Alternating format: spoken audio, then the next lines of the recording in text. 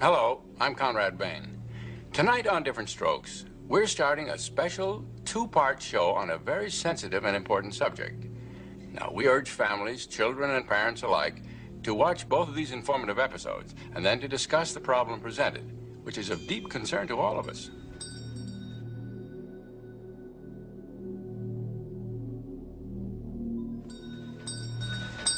Hey, Mr. Bicycle Man! Hey, Mr. Bicycle Man!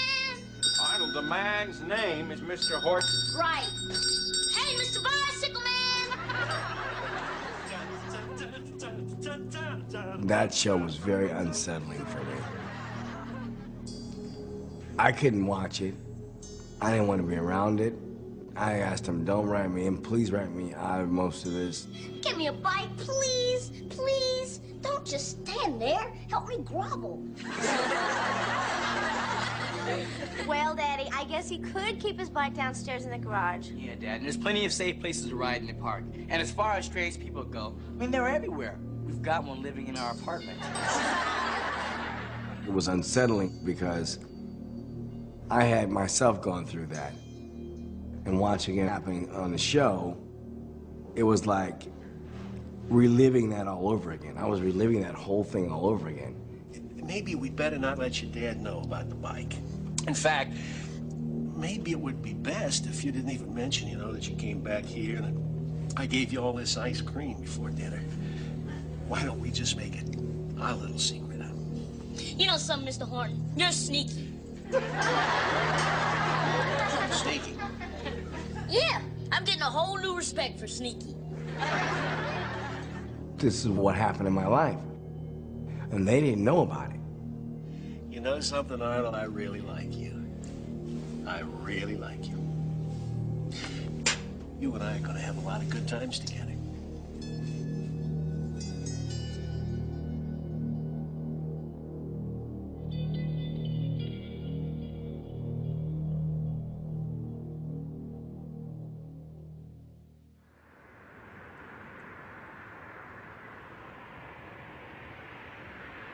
We met when I was a baby. I was 14 and he was 17. There was a school dance at my school. It's called the Sweetheart Dance. And Fred called me and we were talking on the phone and all of a sudden he goes, Jan? I said, yeah. Will you go to the Sweetheart Dance with me? And he threw the phone down. I hate rejection. Can't stand it. So when he got back on the phone, I'm like, well, yeah, I'll go.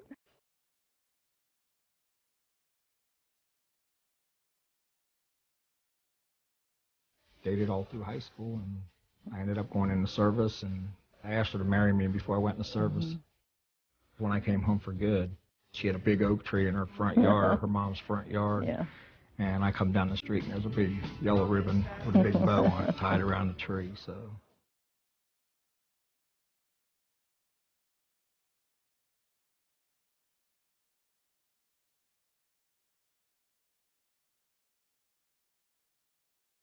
I wanted him to see that I was waiting, and I will always wait for him. And I needed him to know that when he came down the street. I loved him, and couldn't wait to see him. Couldn't wait for him to be home.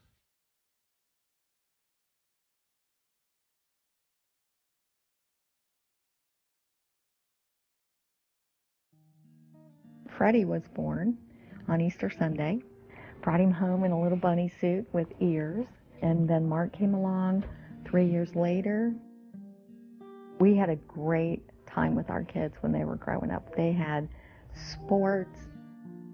Freddie played soccer and baseball. Mark played soccer, baseball, and football. And we had a boat. And we went camping and fishing. And we'd stay up and watch movies. And then you could get tired and they'd fall asleep. Well, I'd end up putting hair paint in their hair and putting makeup on them and all kinds of stuff while they were sleeping. Yeah, they had fun. Yeah, and we had a blast. Mark had a great time as a kid through school. Very well liked. Had a lot of friends.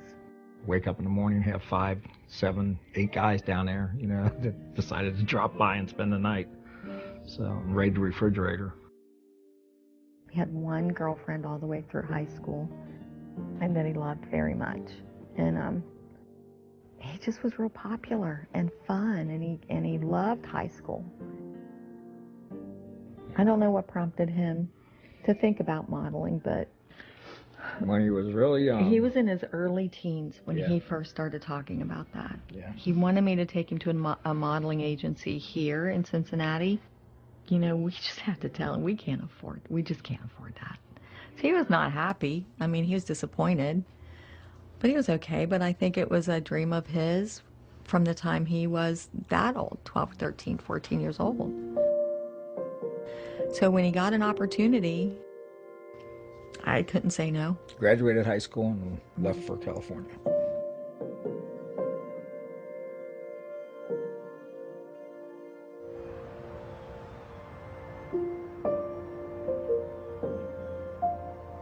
My grandparents were the ones that made the move from Switzerland. They took out a map, and then they kind of like pointed like wherever they wanted to go. My grandmother made my grandpa actually do it, and he told me he kind of purposely moved to LA because he wanted to like see all the celebrities and stars and what people think they can see down here. I think every little kid is, dreams about being famous and being in movies and, stuff like that. I mean, a lot of my heroes were actors. Johnny Depp was, the biggest at the time. I mean, and just everything that, he was able to do, the different personas that he was able to take on, that fascinated me. Everyone had always said this growing up as a kid, oh, Mike should be in modeling, or Mike should be in acting. It was great. So I got a good manager, and then I booked tons and tons and tons, especially print. I mean, it was like I couldn't stop booking it. Yeah, he was thrilled. He was excited. We're from a Midwestern town, and that was really something new and something different, and Michael seemed to be thrilled with doing it. I had a good life growing up. I started doing operas and stuff like that with my grandmother at the Houston Grand Opera. I remember going out at the very end of the opera and holding a sword up in the air, and like everybody, it was the very end, like going up and holding a sword, and everybody stood up and clapped and started throwing flowers and everything. It was just, and the sound of it was just amazing, the sound of the crowd.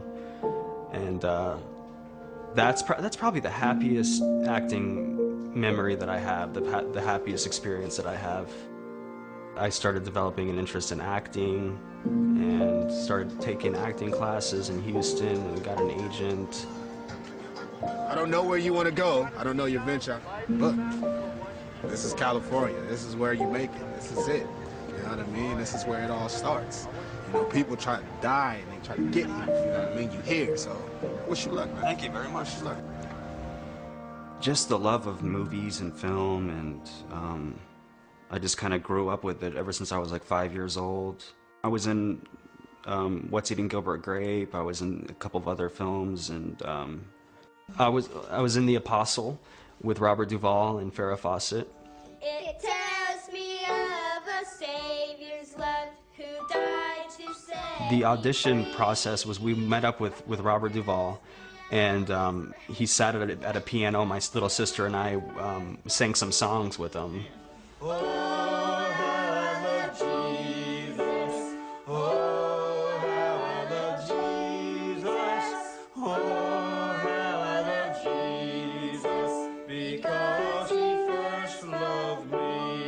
Let's give a big hand clap for Jesus. We know we could change the sadness into smile. I've always been singing since I was 3. I remember him taking afternoon naps, and he would wake up from his nap and he would sing. We thought he had a very good voice, but then we heard it from friends and even from people. We would go to a restaurant and Evan was singing, and people would just come up and say, oh my God, how cute he is, and he has such a good voice, and he has a talent. You should do something with that talent, I wanted to perform. I wanted to be part of that in crowd. I wanted to be friends with stars. so I could tell everybody else that I have friends who are celebrities. This lovely creature that she stands with her hair full of ribbons and green gloves on her head. You're just attracted to, I guess, being the center of attention. Yes, this lovely creature, yes I asked, would she walk with me a while through this night so bad? I was the kid most likely to be a star. I was Mr. Entertainment. Long blonde hair. Hi. Can I borrow your towel? Yeah, sure. Thank you. Probably play the bratty, you know, person your mother warned you about. Yeah, I looked very young, so if when I was 12, I could read for 8, 10, 9, you know, and that's what LA looks for, you know. Like now, I could probably play, you know, 25 or 30, I'm sure. You made an awful lot of money for the movie companies, and I would hope that you've gotten a nice big chunk yourself. You're doing all right, huh? Yeah, I'm doing okay. What do you want to do when you grow up? It's tough. It's you know, it's not as easy and glamorous as everybody thinks it is. My name's Mason Gibb, and I'm 6.5 years old. If you don't understand right away that you're going to get a million no's and maybe one yes if you're lucky, maybe, you know what I mean, then you shouldn't be in this business. As a child especially, you're having a door slammed in your face every day, sometimes 6 times a day. You could go on a year's worth of auditions and not book a job. And that gets very frustrating because you're not seeing any benefit from what you're doing. If you're watching this DVD or video, you're probably a parent looking for information related to launching a career in the entertainment industry for your infant, child, or teen. There's a lot of managers now in the business. When I first came to town managing kids, I was the only one. No one else managed children. They never heard of it. They looked at me like I was crazy. Several of the established agents wouldn't even talk to me. I must be a terrible person if I was coming with all these kids. It took a while to establish that children need management just like everybody else. I'm one of the founding members of the then Screen Actors Guild Young Performers Committee, now SAG-AFTRA, and I have been the chair of the committee in the past. Now I'm just a foot soldier. Children are mostly willing to listen. They're ready to absorb things. They haven't yet developed any preconceived ideas about who they are and how they're going to get somewhere. We try and advise them what directions to go in, and when you're doing that, you're managing the parent as well. When parents enter the entertainment industry, they are typically entering the industry because their child has asked them to, because it's a dream of their child, or because someone has approached them and said that their child was somehow suited to the industry. They don't have any idea how the industry really works. A lot of kids I knew had gotten emancipated, you know, because of they wanted to have the studio see them as an adult, so they wouldn't have to pay for set teachers and have to have their parents on set, etc. Like, you're more likely to be hired that way. The actor is responsible for their headshot and their resume. So my pet peeve is the actor that comes in and says, "Oh, my mom has that in the waiting room." Your mom should never have your headshot and resume unless she's picking them up from the print shop. Once you are 8, you are responsible for your own career. The internet changed everything for us.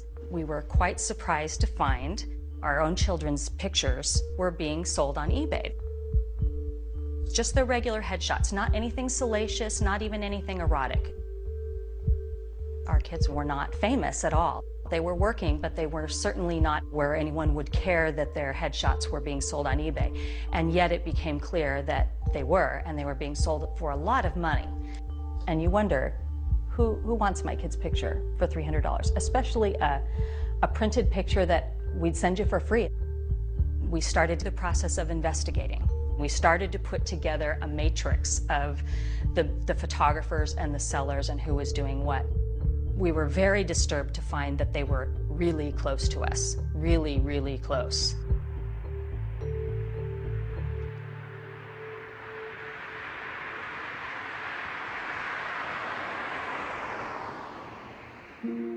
My cousin Darian, he was working all the time. Like, he went to 50 auditions, like, in a span of 2 months or something.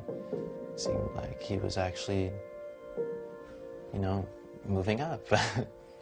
Well, the way it happened is because of his cousin.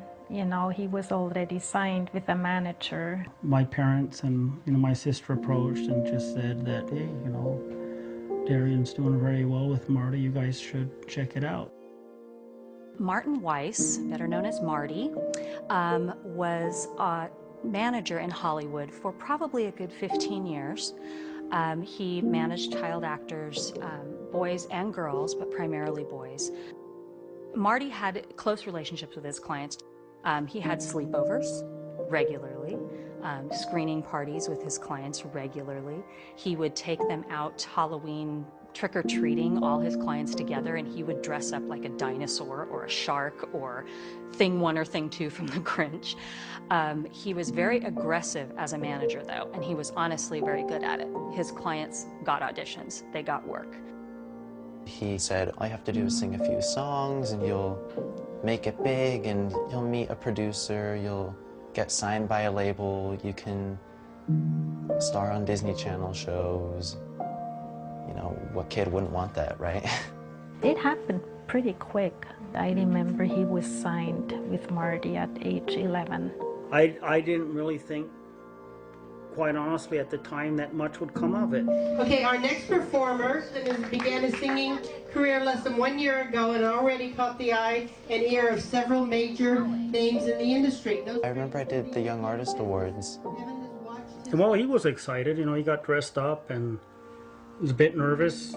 We did too. I think maybe we were more nervous than he was. For us, it was extremely exciting, and we were really proud of Evan, and it also felt, at least I thought it felt right for Evan too. When he was up there singing, he was like a natural. Marty called me one day. He was like, Evan, I have a surprise. You got a Burger King commercial. Open season toys are now at Burger King. You can collect all 8 open season toys. There's one per kids meal. And you can have a smart treat like milk. Have it your way with open season at Burger King now. It was exciting because I'd never did a commercial and I landed a commercial. Great to see your kid on TV, the first time. Hey, there's Evan. Right. So we were very proud. Marty really, he did a lot for Evan. My parents dropped my brother and I off at my aunt's house, and then we met Marty, and then he picked my cousins and my brother and I up, and we went to play basketball at a park. And, he was kind of cool. He was, he would make jokes, and, he was really immature, and we were all immature back then, and he'd crack sex jokes, and I thought nothing was wrong with it. My cousin and him, they seemed to be friends already, and they would, there was no filter. They'd just say whatever they wanted. As we got to know him, he was, he's a nice guy, and over the years, he became more or less part of the family. Marty would be there every weekend, and for every holiday, for every Christmas, every birthday. We were playing basketball, and he would make weird jokes like, oh, Evan, do you know what a blowjob is? And, they made me feel like I didn't fit in because I didn't know some of these terms yet. I was 11. We came to find out that, Marty didn't have a family, was alone and whatever, and he just kind of got, I don't know if the right word's adopted, but he just became part of the family. Later that night, he just, he was like, why don't we just talk about music a little bit? I was in the passenger seat in the front. He just kept driving around, and we talked about kind of what I would sing, what artists I like, and Marty, all of a sudden, out of the blue, he was like, did you ever see an old man's penis before? And I was like, whoa, that's kind of odd, and I didn't want to, be disrespectful and just get out of the car, and, what would I do? I was kind of in the middle of nowhere with this guy. I told him no, I never saw an old man's penis before, and, we got out and we were walking, we got to a park, And there was a tree, and he pushed me to the tree and was like, I'll show you what a blowjob is. Thanks, Marty. You're welcome, bud. That is cool. All right. Thanks, Marty. My pleasure. Nice. I kept saying no, no, and he was pulling my pants down, and I didn't know what to do after that. Like, do I tell somebody? Because he was really cool. Everybody liked him, and I considered it like nothing really happened. I can just brush it off. It'll go away, no problem.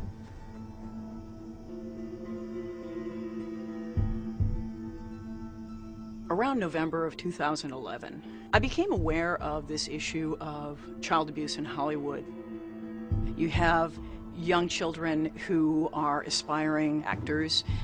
Because of these aspirations, they end up being somewhat easy targets.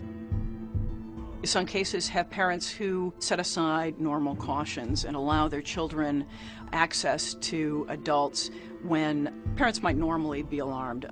Any actor is vulnerable in that position. Actors put themselves in the hands of coaches, agents, managers, publicists, and by and large trust them. You know, being up sometimes really early to go to these auditions and stuff. That was when Michael Hara had approached me and said, you know, well, you can come and stay at my house with, you know, the other guys that are there. He had 3 other guys staying in the house with him that were his clients. Many of the kids that I worked with couldn't have even been able to take advantage of being in the industry had they had to have their families move here with them. From 10, 11 to 16, 17. But I still thought it was rather odd, you know, that someone would let their 10-year-old son move in with a, at the time, I think, mid-50s-year-old man. I do see the possibility that things can be misinterpreted, and I try to be very aware of that. No matter how closely you're working with someone, and you do work closely with clients in these situations, there still has to be that professional line in there where you say, we're not stepping over this. We worry about stranger danger. Don't let your child be alone with a stranger. Everyone really tends to think that a pedophile is kind of a rapist, but really that's not how they work. They employ a process called grooming that is a slow, meticulous way of convincing a child and their parents to trust them. And there's the official photographer with a nice smile. The perpetrator in these types of situations has the ideal layer. You know, this is their environment. They are creating or constructing a reality for themselves that accommodates their particular patterns of sexual arousal. The predator is looking at this as a way to work their way into your life, to make a personal relationship with the children and to be there to bond with them. Whoa, check that out, guys. Big hand for Arno. He did it. It's a man. Typically, a predator is grooming many, many children at the same time, and they're at different levels of the grooming process. Because a predator knows, like any tiger in the jungle, they're not going to catch every rabbit. They just need to catch the weak ones. We went back and began to try to do some sort of reporting to try to determine how widespread this problem is. Marty was very well known in the community. He had friends who were buying and selling pictures on eBay. We started to realize that some of the sellers were convicted sex offenders. We knew that he was somehow involved with another convicted sex offender, Bob Villard, who was selling pictures on eBay. Bob Villard was a very prominent publicist in the 1980s in Hollywood. I knew Bob Villard casually as someone who was in the industry, and he did do publicity sometimes for clients that I had. He handled big names like Tobey Maguire and Leonardo DiCaprio. He was very well known as a publicist. Bob Villard was also a photographer. So I meet Bob Villard as a publicist who can, who's a good photographer, bring exposure and whatnot, I believe through Michael Hara. He was one of our biggest eBay sellers. It became obvious to us that Bob Villard was selling candid photos that he had taken. You're there for a weekend, and he feels just comfortable enough to try to touch you when you drank a few beers, or it's always good to get that few beers, and he tries to touch me. We always knew his photo style because he typically had the kids shirtless, typically took an angle that was from the top down, so that the children are looking up at the camera as they would be looking up at the predator in an abuse situation.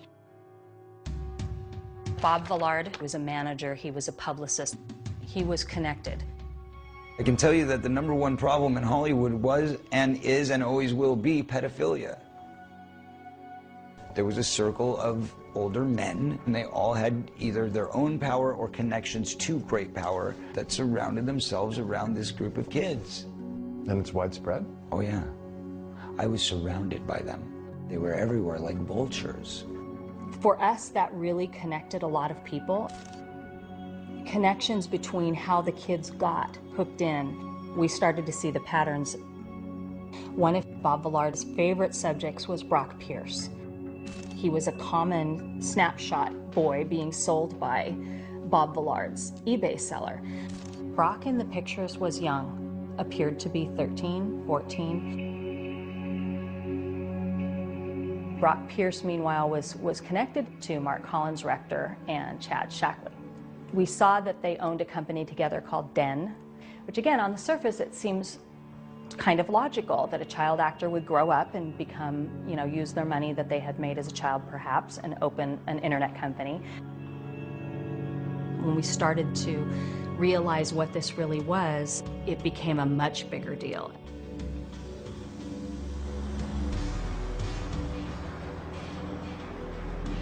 I was a New York City police detective, went to college and law school, became an investment banker, and then I backed into writing.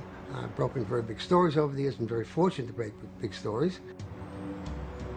In the late 90s, 1990s, the NASDAQ went from 10,000 to like 1,000. And a lot of people lost fortunes. And one of the ones was Digital Entertainment Network that I just happened to go across my desk, and I read about it a little bit. And I thought it might be a good story. In the 80s, it was MTV that captured the attention of young people all over the world. However, now that youngsters are turning to the internet, a company called Digital Entertainment Network thinks they've got a chance of becoming the next big thing. They've created television-like programming exclusively for the web.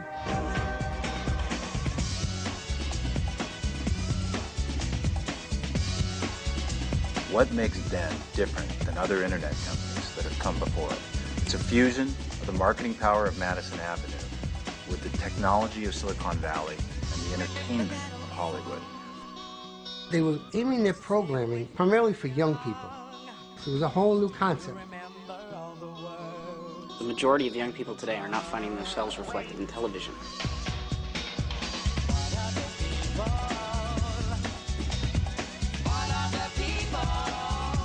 We're creating content that specifically targets your needs, your wants, your desires. We're creating a new form of entertainment to serve the global youth audience. Can we get a little sponge for Mark? He's getting a little shiny. Oh, out here. I'm sorry, a little shiny under the eye. Okay. Makeup. Mark Collins Rector, somehow on one of the early chat lines, which were little more than hookup places, he came across Chad Shackley. You really should be on camera. I am on camera. Who at the time was a 15-year-old kid, and Collins Rector was much older than that. Mark Collins Rector moves to be close to Chad Shackley, and then they start, for lack of a better word, dating. Eventually, Chad moves in with Mark Collins Rector. Chad and I had to jointly develop Concentric Network Corporation, which was one of the very first internet service providers. And then they brought in Brock Pierce. Now, how Brock Pierce eventually landed there is anybody's guess. A friend of ours introduced us to Brock Pierce. And Brock, at the time, was producing his first independent feature. He'd been an actor for many years. And together, the three of us completed what was eventually to become Den. Everybody was just throwing money at them. David Geffen, I believe, put in $250,000. Bryan Singer, he had $50,000. Michael Huffington put about $5 million into this. It must have been $150 million that was pumped into us. Now, 15 years ago, $150 million was still a pretty good piece of change. I need somebody to ask me a question so I can give you an answer. Is that Jay? Come here, Jay. Drill me on camera. He was flamboyant. I mean, everybody told me he was very theatrical, very dramatic. He had a very good way of getting his way. Think about this. He takes a 15-year-old kid from his parents to move in with him. That's Chad. Most of us would be afraid to, even if we did, whether it was male or female, you'd be terrified to even ask that question for fear that they're going to come along and take you away in handcuffs. Surely you have something out of all this bullshit you can cut 5 seconds out of to get from me, right? Yes. All right. Yes. They had a great idea. Their idea was to make their own films and put it on the internet. Well, lo and behold, that's what Netflix is doing now. Of course, it's 15 years later. The problem was the internet or computers did not have the capability for that. But meanwhile, they were paying people money and filming as though it were a major studio. I was called to go out for an audition for the show, Royal Standard. I am 14 years old, and I started acting when I was about 5 years old. I enjoyed a lot, so it's a fun thing. So we went over to Den, and I had the audition there, and I met him, met Mark Collins, director, and I met some of the other people there. Everybody seemed impressed, and this is the guy for the part, the kid for the part, and yeah, that had never happened before, just getting hired on the spot like that. I thought he was nice. I thought he was a nice guy.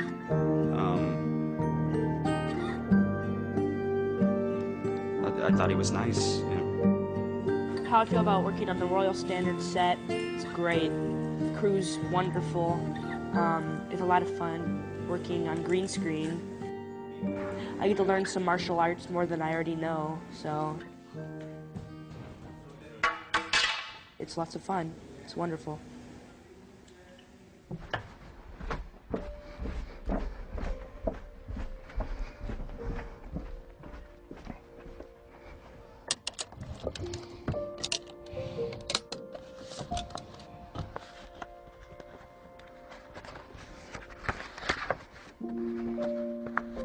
We're in the basement of my house. This was where Mark basically lived for a couple of years.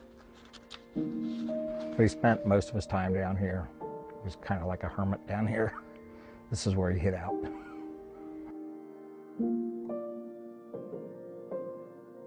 I was looking for some paperwork. Mike had told me to look for some paperwork that Mark had. Mark had a copy and Mike had a copy. I came down here and I found these documents. I found Mark's deposition. Mark states, I met Michael Egan in '99 when I moved to Los Angeles. He called us and told us that he was working for a company called Den. I know he was really happy about that. It was a big step for him. Mike was with him at the time. I had already met Mark Collins' director, Chad Shackley, and Brock Pierce at a graduation that we had for our private school. There were only a few people in my grade. Scott Shackley was Chad's little brother, so I was introduced to them. And then they gave me a job as an actor at Den in a TV show. Was that good? Was that good? Okay. My favorite hobbies? Ooh. One of the first shows they produced was Chad's World. It was about a young boy who comes to live with this older man. It was a real example of art imitating life, their lives. Welcome to your new world, Chad. Jeez, you guys fixed it all up for me. In fact, they even filmed Chad's World at their house, the M&C Mansion. You got your own TV, phone, VCR, stereo, your own jacuzzi. You got the works. Oh, yeah. I think I'll be able to hang here. It was fulfilling a dream. In or about September 1999, both Michael Egan and I were invited to a party. We are at what used to be called the M&C estate. Mark Collins Rector and Chad Shackley's house. Well, we arrived there, and Michael introduced me to Collins Rector, Chad, and Brock. Mark Collins Rector just showed me the house, showed me the backyard, the guest houses, you know, went through all that. There was no expense spared at the M&C estate, there really wasn't. The pool was ridiculous. There was a swim-up bar, like, in the pool. Like, I can remember often being served lunch, like the butler or whatever, the chef would come out and, like, bring lunch to the swim-up bar at the pool. You know what I mean? It was literally like going to Disney World for the first time. It was like, this is amazing. This place you got here could definitely work to our advantage.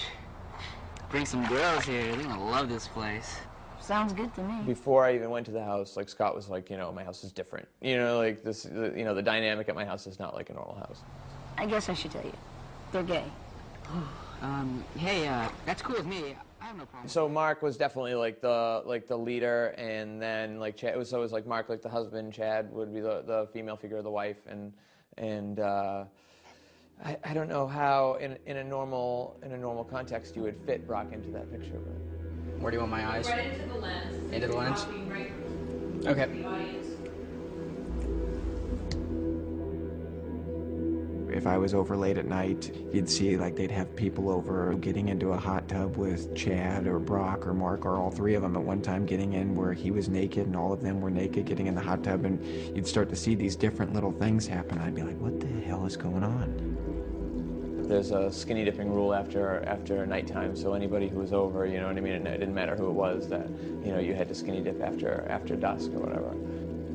You know what's going on, so you don't want to look right at it. It's like the sun during an eclipse, you know what I mean? You want to you want to look, but you don't want to look, you know what I mean? But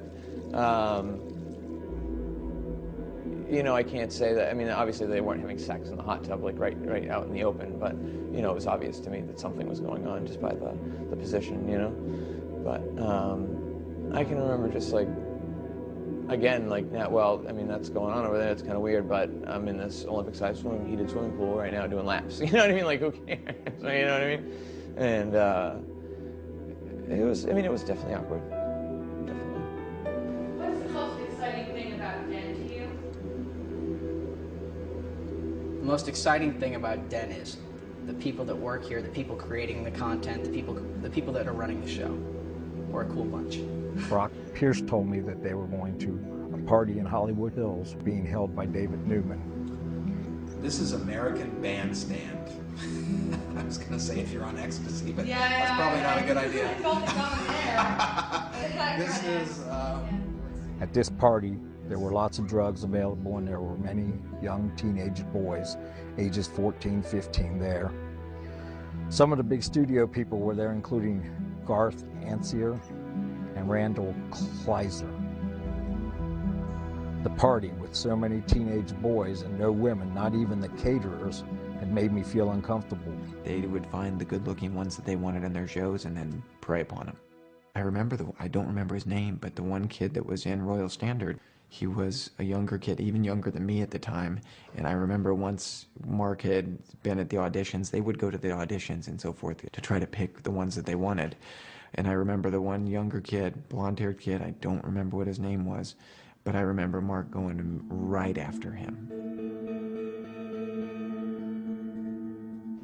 Do I remember the first time? Yeah, I do. He had picked me up at the studios and took me back to his house, and on the drive on the way back, he was asking me if I liked guys or if I liked girls. I said I liked girls. And he goes, okay, well, you know how you pick up girls is you put a sock in your pants to make your crotch look bigger. So when we got back to the house, he had gotten a sock and he would adjust it around and say, this is how it goes, like this, you know.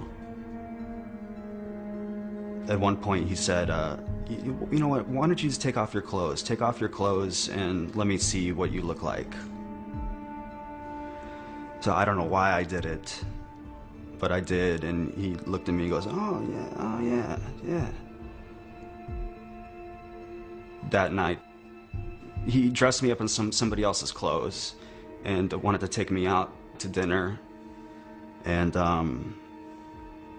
I wore a sock in my pants that night. He would take me to in his house, he had a movie theater in his house. We went into the movie theater. I don't remember how it was that he got me. He started doing what he was doing with me. I don't remember. My memories are of me like just sitting in there and, being scared at first. We would sit in there and watch something, and then he would talk to me while he was doing it and say, this is nothing to worry about, don't be scared, it's completely normal. I remember being scared, and I remember him saying, come on, think about a girl that you really like. Think about a girl that you really like.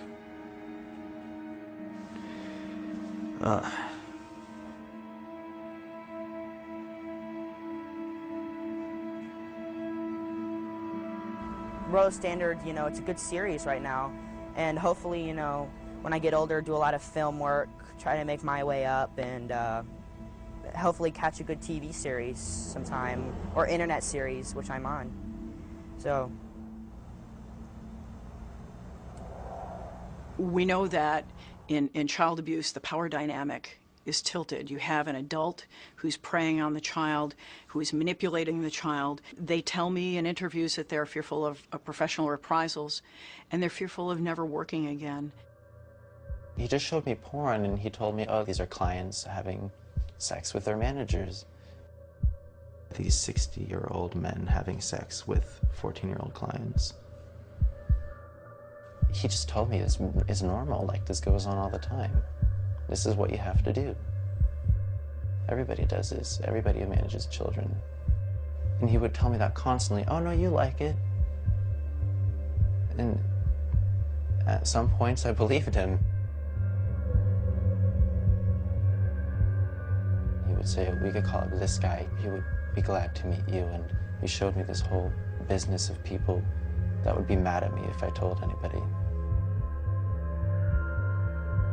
It is this added element where these young children are hoping to achieve a professional goal, which creates extra weight on the child. Should he or she be abused, it would make it more difficult for them to come forward in that circumstance. Mark, he would sit down and say, oh, well, we're going to help you. I mean, you're a part of our group now. And I mean, anyone that's not a part of our group is basically on the dark side, and you want to be on our side. I mean, we control all of Hollywood. Basically, in essence, if you weren't with them, you didn't succeed, you had nothing, and he made that very clear in these sessions. Either you're a part of the group or you're a part of the dark side. The sad part is, they can emotionally scar a child for life. Man, I never would have guessed that Mr. Horton was, gay. Well, he's not, Willis. That's the common fallacy about child molesters. They're not gay. They're only interested in little boys or little girls, not adults. Look, I'm only 11 years old. Should I be hearing all of this? I felt so much shame and guilt behind that secret that I held it for so long. Then I thought that and then you start thinking that all homosexuals are pedophiles. Oh, guy's gay, oh, he's a pedophile. I have to watch out for him. He may try to get me or something. People should get this clear. These people are predators. They go after young boys, and they do it for their own reasons. So this has got nothing to do with being gay. This has got to be because they're evil people, and they particularly pick on people who they know will be victims. They're predators. That's who they are. In the beginning, it was all happy-go-lucky, and then things started changing. He slowly became different on the phone. That's how it came across to me. Something's wrong. Something's not going right, because I can tell when he's not 100% Mark. Suddenly, he's not so happy. And suddenly he wants to come home. I never knew what that was about. Hi. Hi, honey. How are you? All right, shall we go in? Your buddy's here. Who's that? Mr. Alfred. Very excited. So have you been to this house before? Yeah, yeah. Isn't this awesome? Never been to a party here, though. You've never been Have to you? a party? Yes. Some good ones? Several. Like, how crazy do they get? They would have big parties very often. That's what the neighbors were complaining about, that they'd have all these cars blocking the sidewalk. They would have valet service all set up out here, and this street would be lined with vehicles. Everyone was promoted to drink. I never had one drink ever before in my life until I was at that MNC estate. I don't ever recall ever drinking. I mean, 14 years old, it wasn't the top of my list. There was an after party. Michael Egan, Brock Pierce, Chad Shackley, and Mark Collins Rector were present. Drugs were made available to us, including Quaaludes, Valium, Somas, Vicodin, Demerol, marijuana, ecstasy, and more. Brock Pierce and Mark Collins Rector tried to push me into taking these drugs. I refused. They then offered me cocktails, which I accepted. I believe that they laced my cocktail with ecstasy. They would pull away the better-looking younger kids and keep them for their own after party, and it would turn into a pool party. And then they'd have their rules. Oh, there's no swimsuits on in the pool. That was the rule. If you were staying at the mansion overnight, you had to go into the hot tub naked during their parties. Everybody's at a normal party. Nobody had swimsuits. And the parties were not just for the young boys and for their amusement. It was also a way to entice investors. And they got a lot of investors who would jump into the hot tub with these boys. Gary Goddard was around. Bryan Singer was there. Here'd come Bryan Singer naked getting in the hot tub, and then they'd make jokes of going and picking me up in the hot tub and setting me on Gary or Bryan's lap. And then he'd have Brock bringing in drinks and saying, oh, let's just relax and let's talk about what we're going to do. And I mean, Brock laughing that they had put pills in my drink or all kinds of different things. I remember waking up at certain times and not knowing where I was. Yeah. I was feeling very lightheaded, dizzy, and confused. Collins Rector then told me I could go to sleep in his bed, but that if I went into his bed, I would have to strip naked. Collins Rector then turned from being concerned and compassionate to forceful and threatening. I told him that I would not go to bed with him, to which he responded, well then, just don't worry about going into work tomorrow morning. I went to sit on the couch. At some point I passed out. When I awoke, I found myself in Mark's bed and completely naked with my clothes on the floor. Collins Rector was in the bed and he was naked as well, with his arm around me. I am not sure of all the things that were done to me. However, I know that Collins Rector drugged me and abused me. I immediately got out of bed, got dressed, went downstairs. I found Michael Egan sleeping on the couch and woke him, telling him I wanted to get out of this place.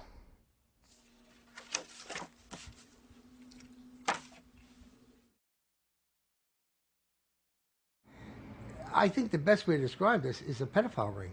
That's what it was. Did all the investors know what was going on? Probably not. Did a lot of them suspect? Sure. Hello, I'm Bryan Singer, and you're watching Rollywood at www.den.net. Bryan Singer is a very prominent director in Hollywood. He's done some pretty major movies, The Usual Suspects, X-Men, X2, so there's been quite a lot of, you would recognize his work. What most people wouldn't recognize is some of the odd connections that seem to tie him to this world. Know your star. Pickle Boy.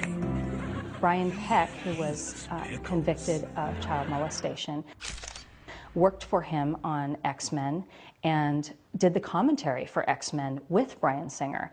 Hi, my name is Bryan Singer, and I'm the director of X-Men. I'm the other Brian Peck. I'm not the director of X-Men. I've asked Brian if he would help me out here because I'm a little uncomfortable doing these things by myself. Now you're going to see something very exciting here. One is Stan Lee selling hot dogs. My buddy Gary Goddard was the guy walking alongside in the flannel shirt. And the guy eating hot dogs is you. The fat guy in the Hawaiian shirt eating hot dogs. Hey, that's me. Thank you for, I'm on screen so long, thank you. You are. It's in fact, you are so imposing in the screen, people don't even see Stan Lee. I think the thing that appealed to me most about it was the idea that it was about It was about anyone who feels disenfranchised, anyone who feels prejudice against them. I mean, it's really about a group of reluctant superheroes. Sort of their powers manifest at puberty, and they wake up one day and they're different from most of the people around them. And it's how they learn to embrace their extraordinary abilities and what's unique about them, and help defend a world that might at times condemn them. A number of people I spoke to who put money in completely denied that anything untoward was going on there. And it was as though they were from the industrial home for the blind. I mean, if you see young men naked in a hot tub when you're having dinner, or you're having dinner with naked young boys, or young boys who are, inappropriately dressed for dinner, and unless you're deaf, dumb, and blind, you say, hey, this doesn't taste right. Something's wrong here. These are not Pollyannas. These are very smart guys. Hollywood doesn't have any system in place to protect anybody, and children are way down on that list, I can assure you. In a Screen Actors Guild meeting, we were all serving on the Young Performers Committee at the time, which is a national committee at the Screen Actors Guild. And another parent brought a news article from the LA Times that described Bob Villard's arrest and the fact that the LA Police Department was looking for additional victims for Villard. And said, I request that SAG look into the idea of distributing this article or putting out an alert or something to their members, that it seems like something that's a safety-related thing that maybe we should let everyone know. And Michael Hara had a very odd reaction that day. He vehemently opposed SAG getting involved. Hara did not feel that SAG should be stepping forward, even in the wake of the LA Police Department asking for more victims. So the SAG did not step forward and send that news out that day. Well, I don't know that we've hidden them. I would think you would want to not hide it, but you would want to protect the child whose identity is going to come out the more you play it out. A situation like this never helps anybody. And yes, the sooner we can get it under control, the better. But the less the child has to live with the stigma of it having happened, I think it's better for them, not only career-wise, but personally. It's why people don't report, because they know that even if they are believed, they're afraid that something will happen to their kid's career. There are people who don't want this out. The studios work to make sure this isn't very public. Brian Peck moved to Nickelodeon and coached on almost all their shows, really. It was one of those shows where he befriended a pretty major child actor. That child was abused by Brian Peck. He came forward and filed criminal charges against Brian Peck. And Brian Peck almost immediately pled guilty. Clearly he didn't want an investigation to continue, or clearly the studio didn't want an investigation to continue. The victim has chosen to remain anonymous all along in order to continue to work. It's unheard of that a child would be able to step forward at the time of their abuse when they're still a minor and continue to work afterward. I can't think of a single example where that's happened. So a kid that wants to speak out and say what happened to them beyond their family would truly have to give up their career. It's very sad that that's the case, but it's a reality. That's the worst part of it all, is that he's still working on kids' shows and he's still here. And he's been convicted. It's not somebody that we have rumors about or that we've had complaints about. There's actual convictions, and he's still here. I feel confident in saying all of the convicted predators that I have been familiar with had many more victims than the one that was convicting. We're absolutely talking about the tip of an iceberg. I'm not sure that we'll ever see the whole iceberg because I think there's so many factors pushing that iceberg down into the water.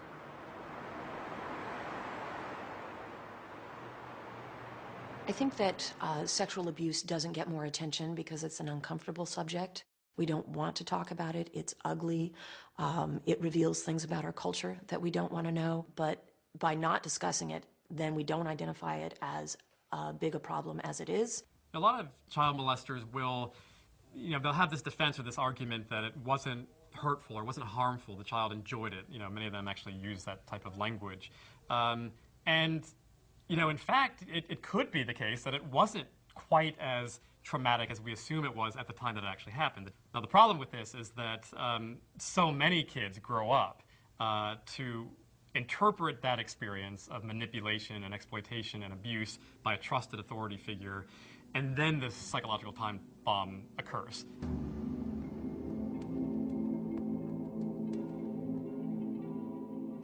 I ended up in a hospital for a little while. I start freaking out and thinking that people are, out to get me. And I was very, just suicidal. Like, I'd always fantasized about suicide quite a bit. I had a pellet gun that I would fantasize about using to kill myself. I remember sitting in my room and crying my eyes out and sitting in a corner with the pellet gun, just saying, why did this happen to me? Yeah, I guess you could say I kind of fell by the wayside and let LA suck me in. I had started doing drugs and got involved with a whole bunch of people I probably shouldn't have. Whenever I'd have any pain or anything, I'd drink. I'd drink and drink and drink and drink and drink. Didn't know who to blame or what to blame, and I completely just hated everything about everyone. I'm trying to leave that stuff that happened to me at 12 years old as far as behind me as I can. We had to have more. We had to have more and more because we didn't want to feel anymore. We wanted to be completely numb of everything we were feeling. And, and cocaine was it, and then shove it down further and further. Meanwhile, I'm just shoving it down, just shoving it down, just shoving it down. And then one day when it all comes back up, I'm a full-fledged addict. I thought I was the unique case there, but apparently I'm not. I don't know if that makes me feel better or worse. So many people went through the same thing that I did. He comes home, and he's just a completely different person. He never talked about going back out again after that. No. He never talked about returning. And he was just so introverted then. We didn't trust, where before, he didn't have a problem trusting people. He started drinking more often, and he would hide that from us. After he was back home, he said, I gotta tell you something, Mom. And I said, what? What's going on? He said, you know Mike, right? I said, yeah. He said he was molested. I'm like, what? And he said, what would you do if that happened to me? If that, what would you do as a mom? What would you do? His drinking had gotten so out of control that even he knew. I mean, he knew. He couldn't work. He couldn't. It was just affecting his whole life. So we had to give him an ultimatum. So we just sat him down on the back porch and just said, Mark, you got to get help or you have to leave. And he admitted, I know I'm an alcoholic. I know that I have to stop, but I can't. I don't know how. I called the hospital and spoke to a nurse there, asked her about detoxing him and what it would take and how we would do it. And she said, by all means, do not let him stop drinking cold turkey. It can cause stroke, can cause seizures, can cause heart failure. Apparently Mark wanted to do it on his own, trying to go cold turkey. Because one day, Fred woke me up and he said, something's wrong with Mark. So I jumped out of bed and came downstairs. Mark was on the floor and he was had a rag, and he said, was wiping something up off the floor, and he said, Dad, I swear to God I'm not drinking. I swear I'm not drinking. But there was nothing on the floor. Fred helped him up, took him over and sat him down on the couch. He goes, buddy, are you all right? What are you? And he said, yeah, he goes, I'm not drunk, I'm Dad. not. I swear to God, drunk. I'm not drunk. I haven't been drinking, Dad, I promise. I swear. We didn't know what was going on. We just didn't know. Half of his body was on the couch, and his head was leaning back in his corner, and his legs were hanging off the side. But he looked up at Fred and said, I love you, Dad. And Fred goes, I love you too, bud. He said, just lay back for a minute. And when he laid back, his tongue and he was just shaking like this and clenched like this, and I ran to the phone and called 911, and Fred was holding his arms down so that he wouldn't hurt himself. And I'm on the phone, and I said, I think he's detoxing from alcohol. I think he's, you know, has withdrawal. I need an ambulance right away. Right away. He's seizuring right now. The ambulance came, and Fred had him sitting up a little bit. They took off. I came in the house, went upstairs, started getting dressed. Went to the hospital, and we walked in. They said, are you Mr. and Mrs. Ryan? And we said, yes. It's your son, Mark Ryan, yes. Well, the doctor wants to talk to you. They walked us down this hall into this empty room and put us in this room and shut the door. And then the doctor came in, and he said, I have some bad news. Your son's heart stopped on the way to the hospital.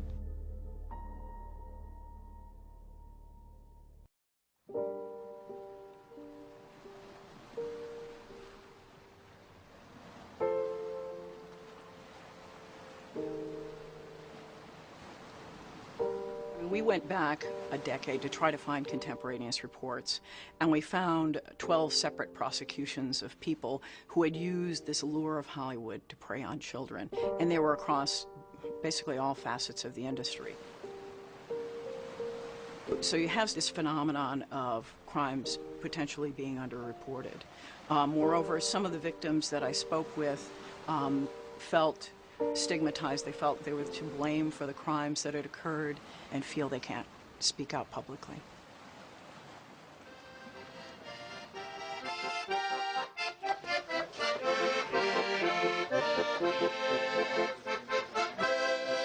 We thought everything was happy, everything was great. And then all of a sudden, one day, you know, Evan just said, look, you know, he wasn't practicing anymore. And I said, what? You got to be kidding, you know, after everything like a shock, that you've gone through. And I was like, I don't like music anymore. I don't want to do anything with the industry, nothing. I figured he's going through his teenager and you know, puberty. And so I figured, you know, maybe that's what it is. I was like, I'm not going to live a life like this. You know, I'm not going to be held down by this guy for the rest of my life. And I needed a way for people to believe me. I needed a way for my family to believe me. Hi, Anita. How you doing? Okay, how are Happy birthday, Evan. I'm getting massaged, and it feels great. And I don't care whether or not it looks bad. Okay. It's above the waist. It's not bad.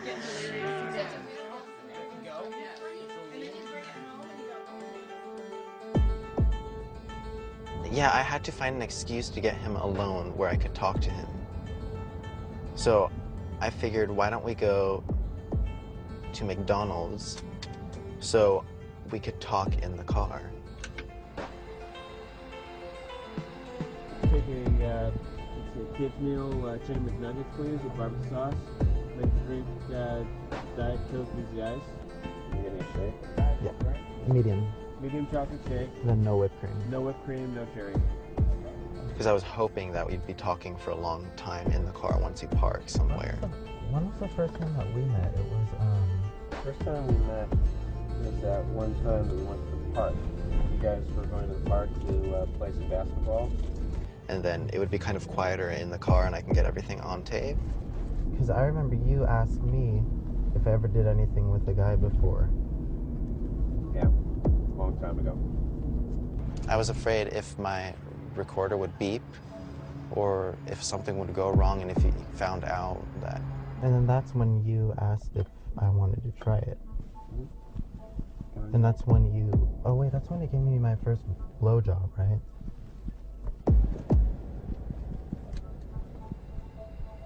You're not recording this, right? No, I'm not. Thank you. Move it this way, Adam. I never would have done anything with you if you hadn't expressed intent.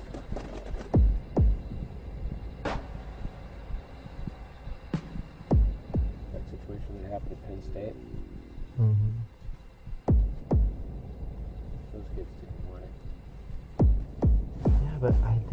12. I was not interested. I was just so...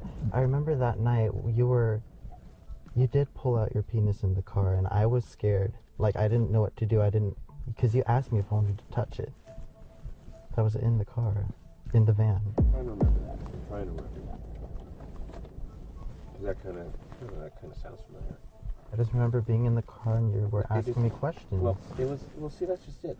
The questions were to determine whether or not it was something that you actually wanted to do or didn't want to do. I mean, If I didn't do it, I wouldn't go further in the music career. Like, I thought everyone did it. You would tell me, like, everyone did it, and that it's normal and natural. That's the normal thing to do if you're in the industry. Well, let's put it this way. It was, I'm sure I said that. I mean, it is a natural function. The only difference between us and the rest of the animals in the animal kingdom is that we socialize it. Take a look at animals the way they do it. They don't care about anything. They don't care about age. They don't care about sex or sexuality or anything else. They just, they feel like it, they go for it. And as human beings, we put rules, regulations, and restrictions on it. If we were any other animal, we wouldn't have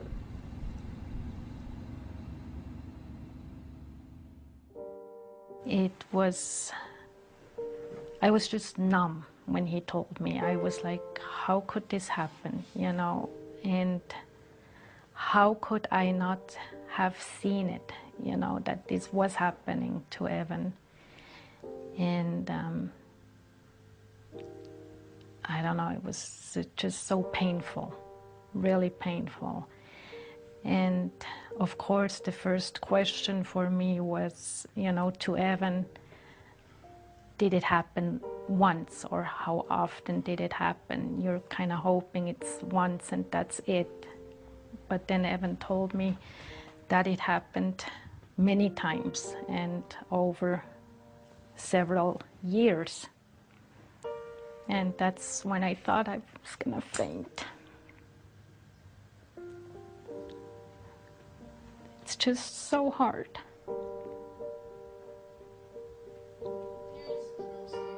He just seemed like a great guy. I'm not a violent person, but I want to go beat the living daylights out of this guy. I'm dreaming of a white Christmas with Jack and Dixie running free.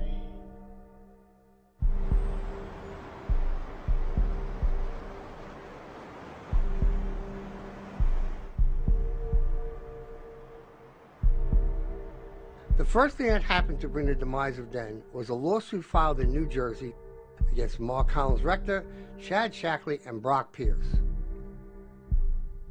It was a lawsuit filed by a young boy who had worked for Mark Collins-Rector. This is the first allegation of sexual abuse that became public.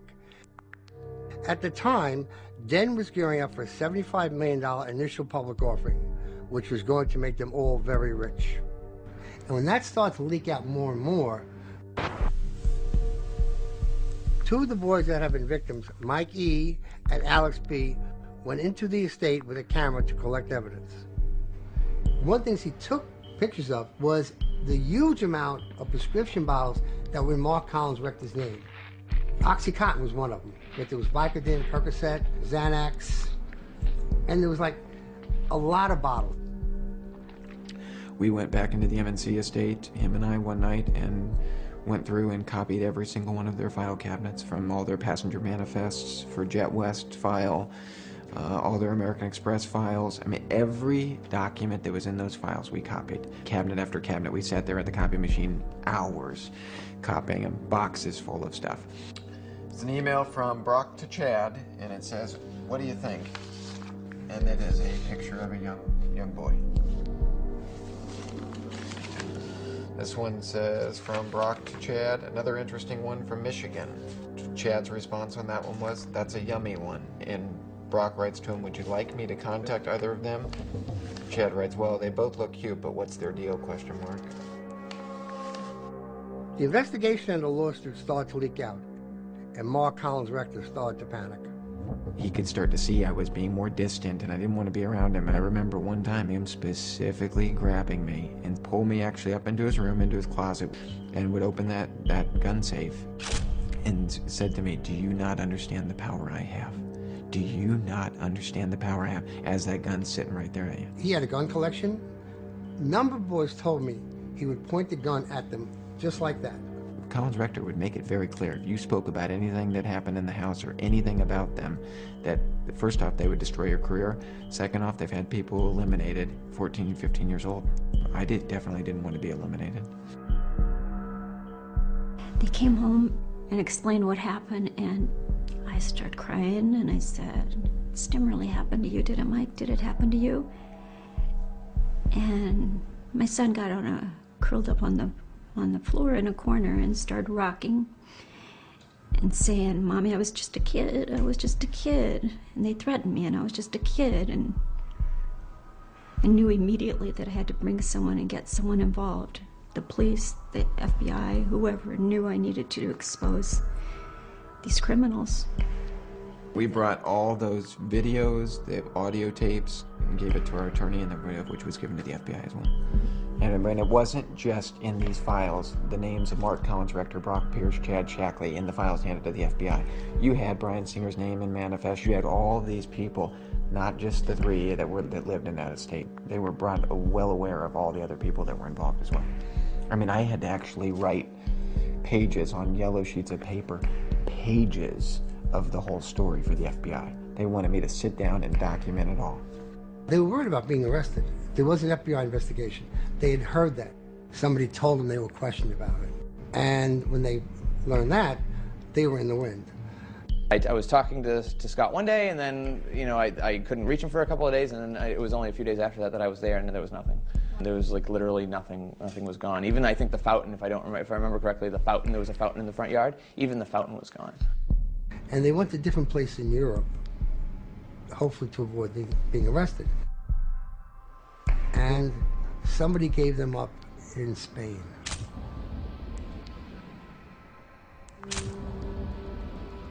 Chad and Brock were released quickly, but Mark was in prison for a year and a half waiting to be extradited to the U.S.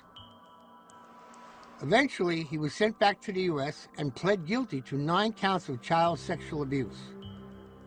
Mark got out of jail relatively quickly, but was required to register as a sex offender, and shortly after his release from prison, requested that he be allowed to travel to England for medical reasons. He did, and he never came back. In 2007, he applied for a civil union in the UK with an 18-year-old boy. I know I saw that with a boy. He was getting into a car with a boy or something like that. And obviously you could tell by looking at the boy that Mark was dressing him, you know what I mean? It was just like blatantly obvious to me. And in 2011, he renounced his U.S. citizenship, and he's been untraceable ever since. Rest assured, the people who invested money did not want to sue them. They wanted this to go away.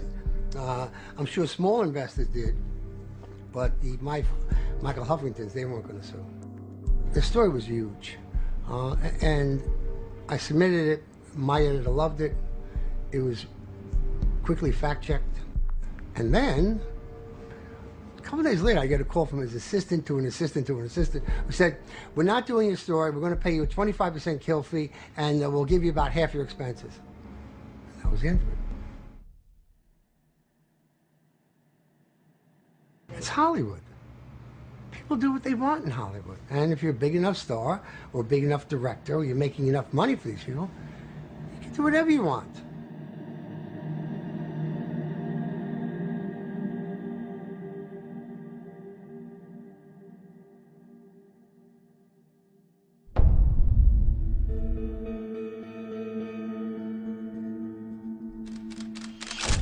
Martin Weiss was charged with multiple counts of lewd acts upon a child. He was charged with 1 count of forcible act upon a child under 14, 2 counts of continuous child sexual abuse, 3 counts of sodomy with a person under 16. You see Marty walk into the courthouse, and he was in chains, he was in shackles, and he was a lot grayer. And now I have to go up on a stand and, you know, tell people, along with Marty staring at me, what went down. He insisted that he wanted to go up there. It was a very, I mean, I was very proud of him, what he did. I don't need this pain in my heart by being mad at someone my entire life, but it's more a matter of, you know, telling the truth for me and saying, okay, you know, what you did was horrible. I don't know. I just felt like I need to move beyond it, and I don't need to feel that pain. And if he can accept it, that what he did was horrible and could move beyond it, you know, I could forgive. The maximum sentence for the charges that were filed was approximately 14 to 16 years. Generally speaking, it's unusual to get the maximum sentence. He pled to 2 counts of lewd act with a child. He pled to 2 counts of sexual abuse, so it was clear it wasn't a one-time thing. And in exchange for pleading to 2 counts, which is much more severe, he was sentenced to 5 years of formal probation, 365 days in the county jail. He had to go to sexual abuse counseling. He had to stay away from Evan. He had to stay away from children. And he has to register as a sex offender for the rest of his life.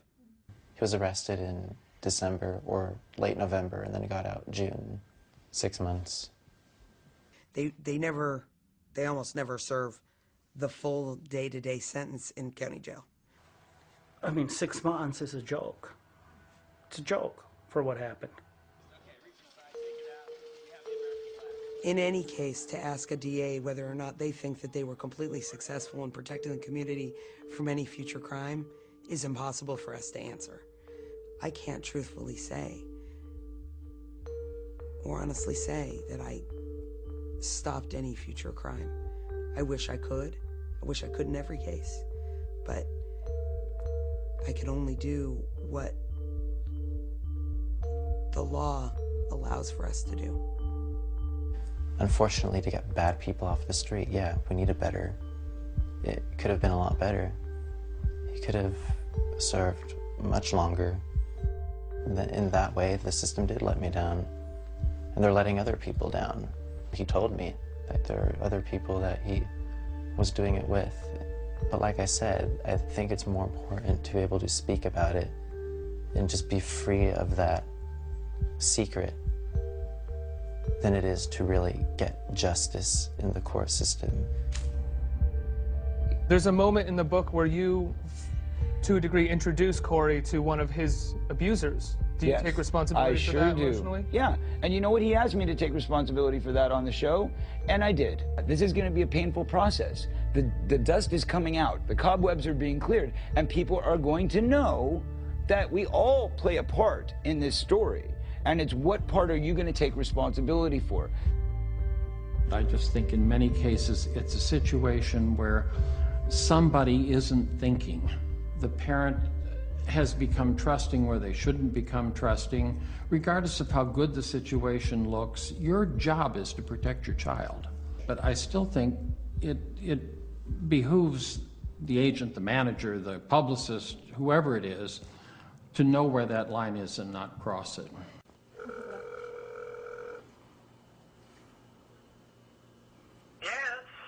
Hello, Michael. Yes.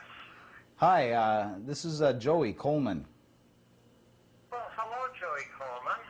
Yeah, how are you? How you do? What, you were what? I was just thinking about you. Oh, you were?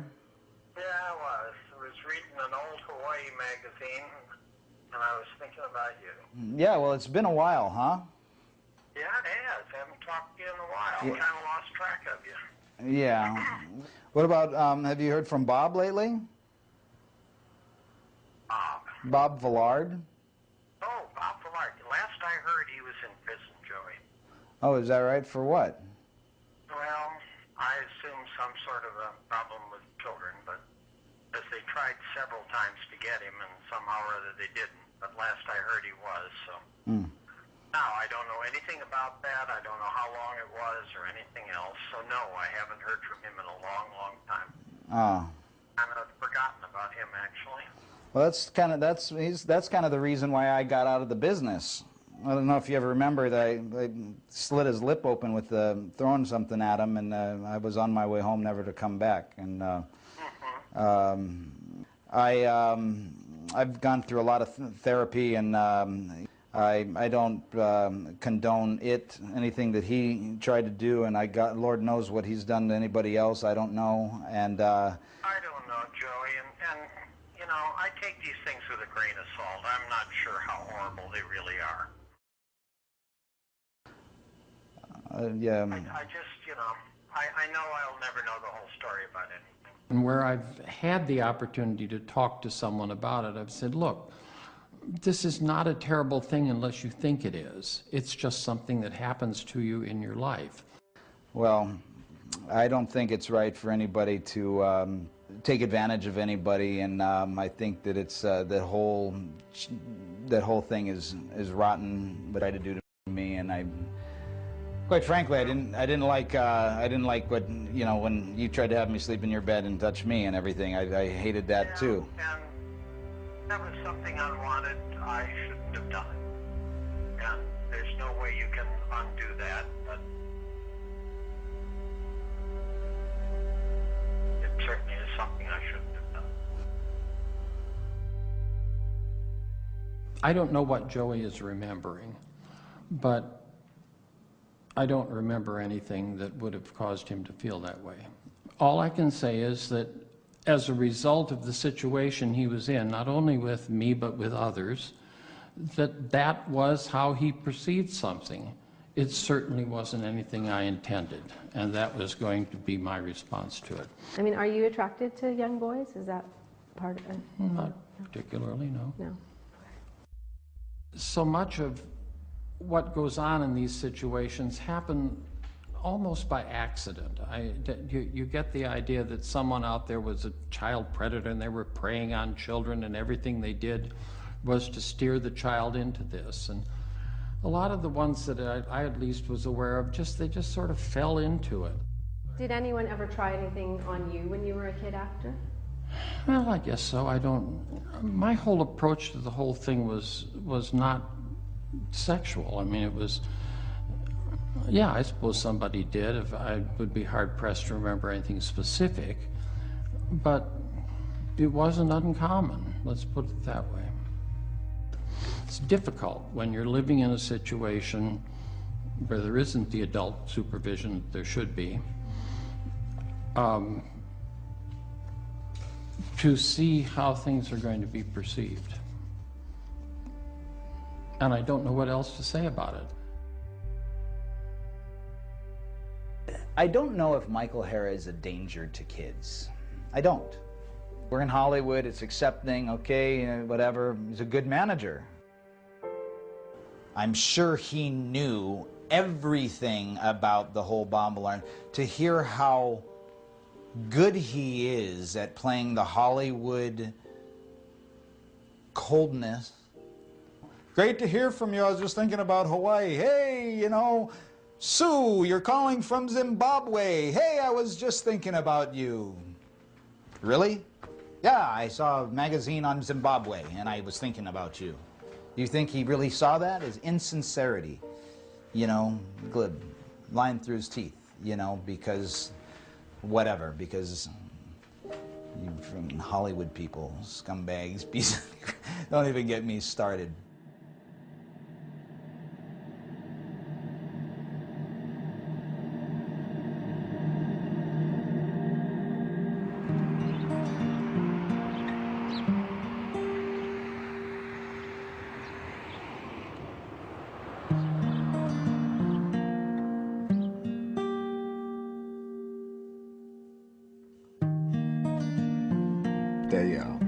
They finally let us go back and see him in the emergency room, and the doctor said that he's non-responsive to anything. They worked on him for about 8 to 10 minutes. trying to start his heart and keep it going. Without oxygen for that length of time is probably worst case scenario. And the doctor said if he doesn't respond within 72 hours, he's probably not going to. Well,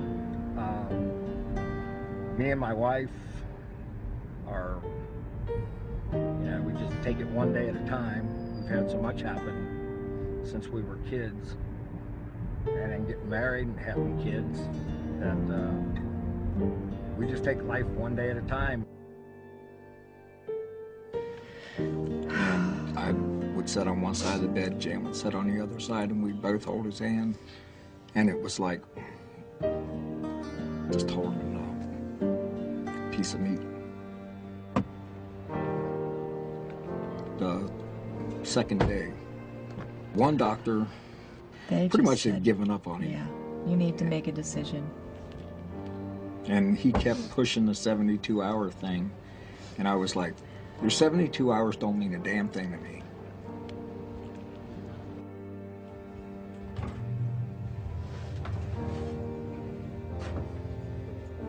And at 68 3/4 hours, Mark's eyes finally responded to the light. So. Yeah, and then he opened his eyes. And he opened. Yeah. But then there was no way in hell that anybody was taking him off the machines. Hey, buddy. How's it going? How you doing? Yeah, give me some of that. Where's your other arm, huh? Fred is my hero because he never gives up. And he's instilled that in Mark. And Mark will never give up. He's the most courageous What do you want to say? person I've ever known in my life. It's good to see you. It's good to see you. It's good to see you too. Are you hungry? I love you. I love you too. You want to give me another hug? He's a miracle already, just even being alive. I mean, they said at the very beginning to his family, he's not going to make it, he's not going to make it. Everybody wrote him off, he was never going to move, never going to be able to eat. I mean, all of it, and look at him now. I want to comb my hair. You want to? Hey, Bengals colors. Mike made that. Is that cool? For Bengals. November 26th will be 3 years since this incident happened to Mark. And every single day, they've never missed a day on seeing their son. They're working to afford reflexology, aquatic therapy, all the different things that can help Mark and try to get him back. They believe their son will come back to somewhat of a normal stage in life. But you coached him, right? Yeah, it's Ryan Foster. You coached him? He's graduating this year from Charleston. Look, it says, thanks, Coach Mark. Hey, are you coaching next year? I'd like to see Mark back on this field, coaching the kids, doing what he does best. He's a great coach. You know, I know that Mark is his own man, and he's made some bad choices, he's made some good choices, but I know that as a human being, that Mark is a good person. When Mark gets out, and he's back on this football field, and he's standing there with me coaching,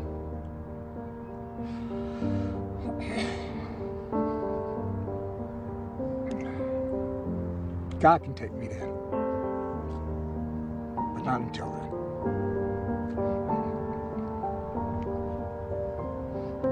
So that's what I want.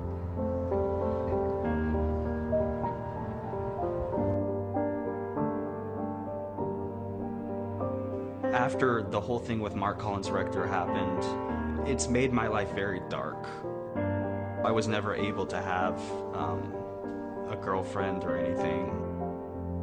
And I'm just now still recovering from all of that stuff. Like, I feel like I'm kind of at a point in my life where I'm getting better slowly. I moved to Florida about a year ago, and I moved out there because of my grandmother. Kind of wanted to be there to take care of her, and then I met a girl over there. She's my first girlfriend that I've ever had. So now, you know, my life is my grandmother and my girlfriend. And I give them education, I hit them knowledge, not the different inspiration. Just trying to get myself back on track and, you know, trying to enjoy life and... Watch this emotion, boom. Boom, here we go with the emotion. I'm coming back coasting. Everyone knows I'm roasting. Boom. Not you, but Russ. Boom. I'm just trying to tell you. I like it. I finally found a place that I like, you know. Hey, the dream is so important, you know why? Because if you're living on this earth, you have to feel something, and the dream make you feel things. And that's what the power of a dream is, you know? Dream is life. It's a hard process to go through the whole court thing, the whole police stuff, but in the long run, it's so worth it. Because in the long run, it isn't really about how long this person will serve time in prison or getting justice and revenge and all that. It's more kind of being able to express yourself and say, look, this happened to me, and I'm going to move on from it, and I'm not going to hide this in my head the rest of my life. And I'm going to maybe possibly one day make a difference to somebody else by speaking out about it. I'm saying that there are people that were the people that did this to both me and Corey that are still working, they're still out there, and they're some of the richest, most powerful people in this business. And they are. And they do not want me saying what I'm saying right now. What would you say to a parent who just has the best of intentions who's coming here with their child? Don't go into it thinking that it's all roses and sunglasses. You're damaging an entire industry. I'm sorry, I want to clear up. You said that. Ultimately, I think that viewers are the only group with power in this situation, because I think that there will always be a steady stream of kids who want to be famous, of parents who push their children in this industry. It's interesting how we will go and pay money and we will support a system which sexualizes children or puts them in situations in films where they're around adults who are engaging in inappropriate things. We would never do that for our own children. Finally, after many years of struggling with this issue, Mike has felt strong enough to come forward and to tell his story and shine a light on this very, very dark, which, you know, I would say it's a secret, but from what I hear, it's the worst kept secret around. Because so many people have told me, yeah, this has been going on for years in Hollywood. This is nothing new. What do you hope to accomplish with this lawsuit? I hope to help a lot of other people. No one at a young age ever deserves to go through the nightmare that I lived as a kid, because it's such a stigma to where you don't want to talk about it, or you're embarrassed, or are you going to be believed? At the end of the day, it's got to change. There's so many people out there that have been affected by this, and very few speak up. If we don't speak out about it, then we are part of the problem, because we are contributing to a culture that normalizes this. And by normalizing something, it becomes invisible as a problem. So yes, we hold up these high-profile cases to say, these are bad guys and we are good guys. And I actually think that we are all a little bad when we don't speak out. There's so much damage that's already been done. And now I think at the end of the day, I mean, I look at some of it and I've really tried to kind of move on beyond all of it. I don't know, I've still never seen any retribution towards those assholes. Never seen a damn thing. I mean, you look at them as they still sit on their pedestals, and the same thing's probably going on, could have went on last night with someone, who knows?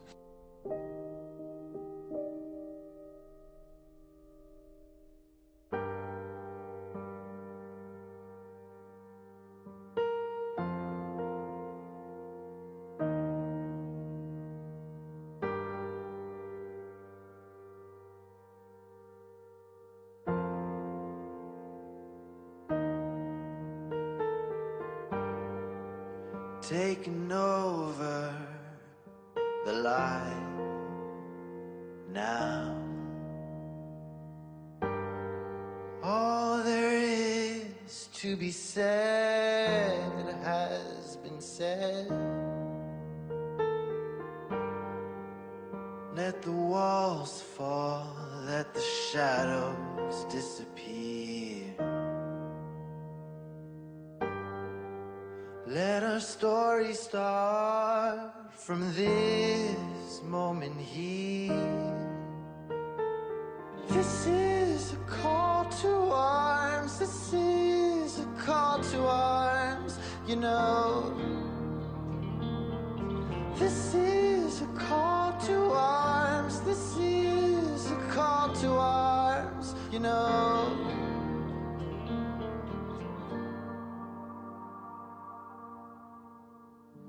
My heart beats dry. Stolen words are now mounted words on walls. I let the quiet light in shadow fear. Now the lies taking over.